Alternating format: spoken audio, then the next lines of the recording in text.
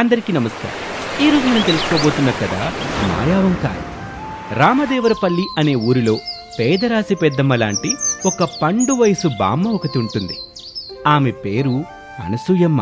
అందరూ ఆమెను అనసూయవ్వ అంటారు. తనకు నానేవాళ్లు లేరు, కాని ఆ ఊరు మొత్తానికి తనే చుట్టమైనట్టు ప్రతి ఒక్కరితో చాలా కలుపుగోలుగా చనువుగా మాట్లాడుతుంది అనసూయవ్వ. ఒకసారి ఆ అవ్వ తన ఇంటి అరుగు మీద కూర్చొని బియ్యం గాలించుకుంటూ ఉండగా తన ఇంటి ముందు నుండి ఆ ఊళ్ళో ఉండే సూరమ్మ అనే ఇల్లాలు వెళ్తుంది. ఆమెను చూసి పలకరింపుగా, యామే సూరమ్మ, నా ఇంటి ముందు నుండి పోతా అట నక్కి నెక్కిపోతావేంటి? అబ్బే, అలా ఏం లేదవ్వా, నువ్వేదో పనిలో ఉన్నావని నేను పలకరించకుండా పోతున్నానులే. చాలే ఆపవే, అమ్మ పుట్టినిల్లు మ్యాన్ మాకు తెలీదా? నువ్వు ఎలగబెట్టిన నిర్వాకం నాకు తెలదా చెప్పు. అవునే, నీ కొడుక్కి ఆ బలభద్రపురం సంబంధం కూడా వద్దన్నావంట.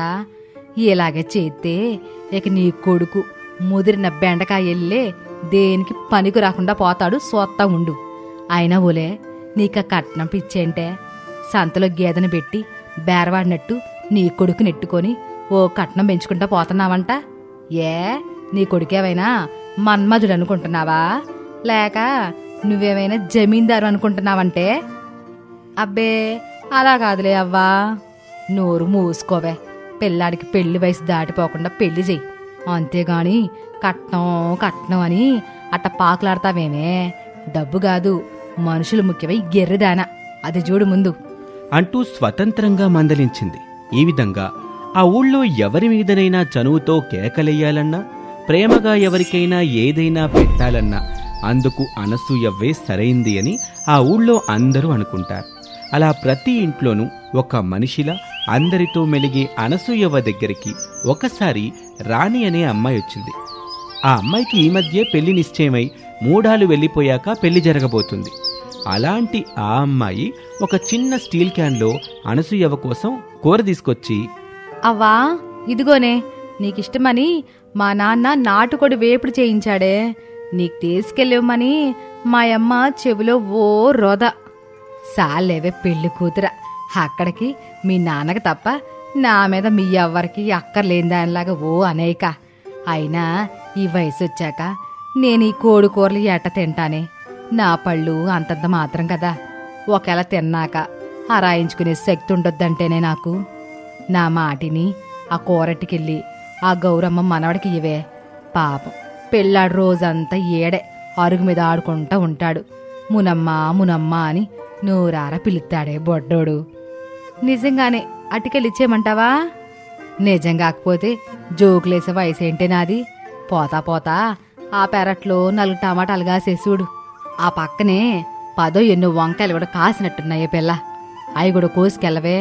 మీ అమ్మ గుత్తొంకాయ పులుసు బ్రహ్మాండంగా పెట్టుద్ది, మీ నాన్న ఇష్టంగా తింటాడు అని చెప్పి తనకి తోచక తన పెరట్లో రకరకాల కూరగాయలు, ఆకుకూరలు తన కోసం గడుపుకోవడానికని సాగు చేసుకుంటుంది.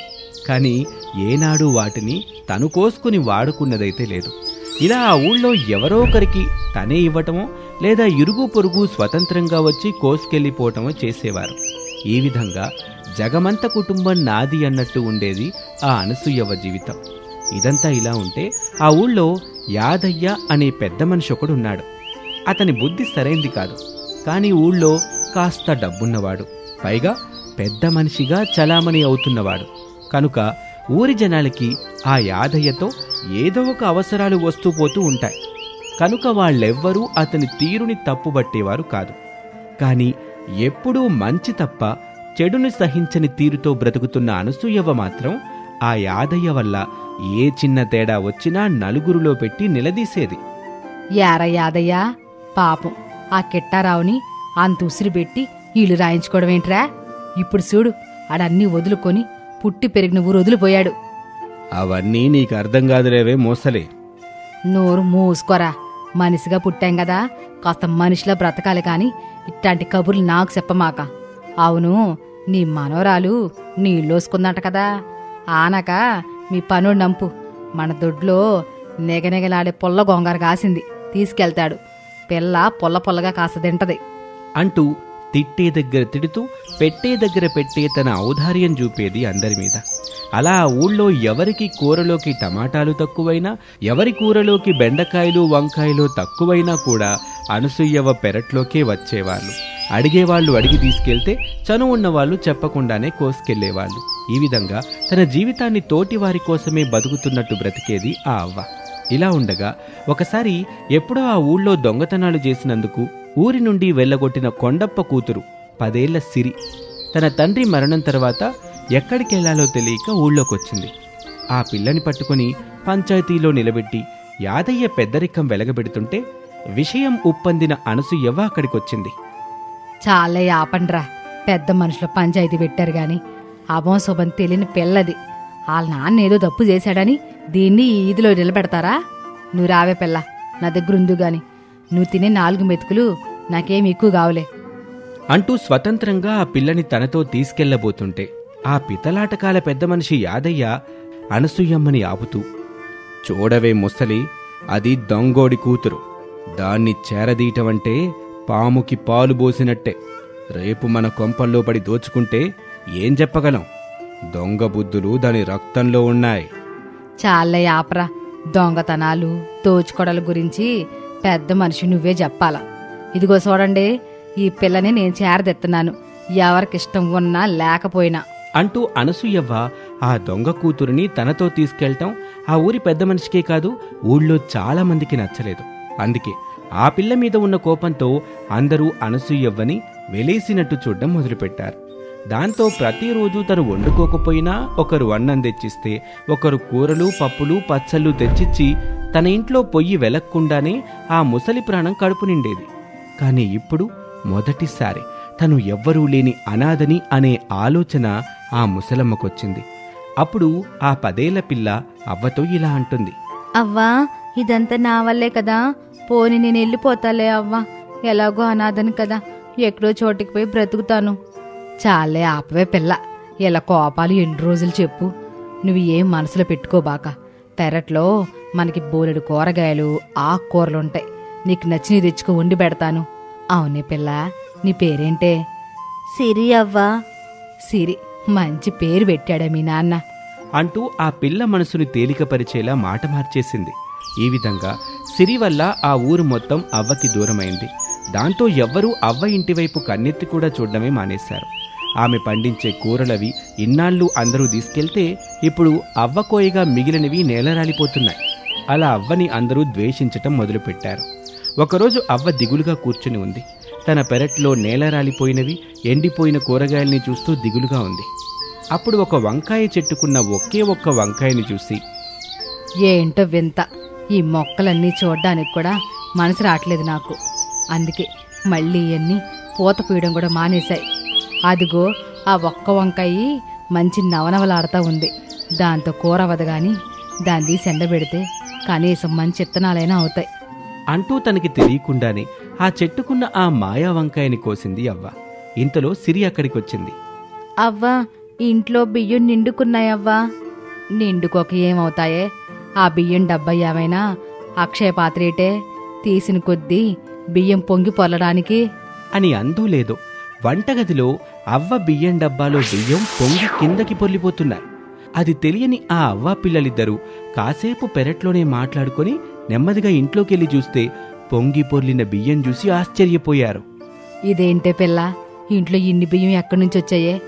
కొంపదీసి ఎవరింట్లో నుండి అయినా తెచ్చావా? చీచి, అలా ఎందుకు చేస్తావా? నాకు తెలీదు. పోనీలేవే, ఎలా వచ్చినా నీకు వేడి వేడిగా ఉండి పెడతానులే. సరిగా తిండే తినట్లేదు ఈ మధ్య అని అందోలేదు. వేడివేడిగా తమ కళ్ళ ముందు ఎన్నో రకాల పదార్థాలు వచ్చేశాయి. అప్పుడు కాసేపటికి ఆ అవ్వకు అర్థమైంది, తన చేతిలో ఉన్నది సామాన్యమైన వంకాయ కాదు, అది ఒక మాయా వంకాయ అని. అది పట్టుకుని ఏది కోరితే అది ప్రత్యక్షమవుతుందని అనసూయమ్మకి తెలిసింది. అవ్వా, నువ్వన్నట్టు ఇదేదో మాయ వంకాయలాగానే ఉంది. అందుకే ఇది పట్టుకొని నువ్వేం కోరుకున్నా వచ్చేస్తున్నాయి. అవునే, ఇదేదో ముందే నా చేతికి చిక్కుంటే పాపం ఆ కెట్టారావుకి సరిపోయే డబ్బులు ఇవ్వమని అడిగేదాన్ని. ఆడు ఊరొదిలిపోయేవాడు కూడా కాదుగా అని అందోలేదు. అక్కడ డబ్బులు ప్రత్యక్షమయ్యాయి. అలా వచ్చిన డబ్బుని ఆ కిట్టారావుని వెతికి పట్టి అతని కష్టాలు తీర్చుకోమని ఇచ్చింది ఆ అవ్వ. అలా తనకి దక్కిన మాయా వంకాయతో ఊళ్ళో వాళ్ల కష్టాలు తీరుస్తున్న అవ్వ ఊరి జనంతో తనకు పెరిగిన దూరాన్ని చెరిపేసి మళ్లీ యథాస్థితికి తెచ్చేసింది. అలా ఉన్న సమయంలో ఒకసారి హఠాత్తుగా ఆ అవ్వ అనారోగ్యంతో చనిపోయింది. అప్పటి వరకు మాయా వంకాయతో అవ్వ చేసిన విన్యాసాల గురించి తెలిసిన పెడబొద్దుల పెద్ద మనిషి యాదయ్య, ఎలాగైనా సరే చచ్చిన ఆ ముసల్దాన్ దగ్గర ఆ మాయా వంకాయని నేను కొట్టేస్తాను. ఇక ఊళ్ళోనే కాదు, ఈ మండలంలోనే నాకెదురుండదు అంటూ చనిపోయిన అవ్వ శవం దగ్గర ఏడుపు నటిస్తూ ఆమె దగ్గర ఉన్న ఆ మాయా వంకాయని దొంగలించాడు. ఆ తరువాత ఊరందరూ కలిసి అవ్వకి అంత్యక్రియలు పూర్తి చేస్తే ఆ యాదయ్య మాత్రం ఆ మాయా వంకాయను తీసుకుపోయాడు. ఓ మాయా వంకాయ్, ఇన్నాళ్ళు నీ విలువదిలీక ఆ ముసల్ది నీ పవర్ని ఉత్తిగా పంచిబిట్టింది. ఇప్పుడు నిన్ను నేను సవ్యంగా వాడతాను. నాకిప్పుడు నా ఇనపెట్టులో ఉన్న డబ్బుకి 3 ఎక్కువ డబ్బు కావాలి, వెంటనే ఇవ్వు అని కోరుకుని ఆత్రంగా వెళ్ళి తన ఇనపెట్టి తెరిచి చూశాడు. తన దగ్గర ఉండాల్సిన డబ్బులు 3 డబ్బు అక్కడ మాయమైపోయింది. అది చూసి యాదయ్య ఆశ్చర్యపోతూ, ఇదేంటిది, ఎక్కువ అవ్వాలనుకుంటే ఉన్నది పోయింది. మాయా వంకాయ పరాచకాలు కాదు, నా గాదెల్లో ఉన్న ధాన్యం 2 అవ్వాలి అని వెళ్ళి గాదెలో చూసుకుంటాడు. అక్కడ గాదె సగం ఖాళీ అయి కనిపిస్తుంది. ఇక అప్పుడు యాదయ్య లబోదిబోమంటాడు, ఓరి దేవుడో, ఇదేదో ఆ ముసల్దానికి ఉపయోగపడే మాయా వంకాయలాగుంది. దీన్ని నమ్ముకుంటే నా ఇల్లు గొల్లైపోద్ది. నాకీ మాయా వంకాయొద్దు అంటూ విసిరి కొట్టబోతే అది అతని అరచేతికి అంటుకు పెట్టుకుపోతుంది. దాన్ని వదిలించుకోవడానికి ఏవేవో చెప్తాడు. అయినా సరే ఆ మాయా వంకాయ అతని చేతిని వదల్లేదు. చివరిగా, మాయా వంకాయ్, ఇంక నన్నేం చెయ్యాలనుకుంటున్నావో నాకు తెలియట్లేదు గాని నన్ను వదలవే. ఆ దొంగ కూతుర్ని ఇక నుండి నేనే సాగుతాను. నా బిడ్డలతో నా మనవళ్లతో సమంగా పెంచుతాను. ఇదేగా నీకు కావాల్సింది అని అనగానే ఆ మాయా వంకాయ అప్పుడు అతని చేతి నుండి నేలరాడుతుంది. ఈ విధంగా ఓ మాయా వంకాయ ఆ ఊరికి పెద్ద దిక్కులా ఉన్న అవ్వ కష్టాలు తీర్చింది. ఊరి పెద్ద మనిషిగా చెలామణి అయ్యే పెద్ద మనిషి తిక్కా కుదిర్చింది. ఇది ఇవాల్టి కథ. మరొక ఆసక్తికర కథలో మళ్ళీ కలుద్దాం. అంతవరకు సెలవు. నమస్తే.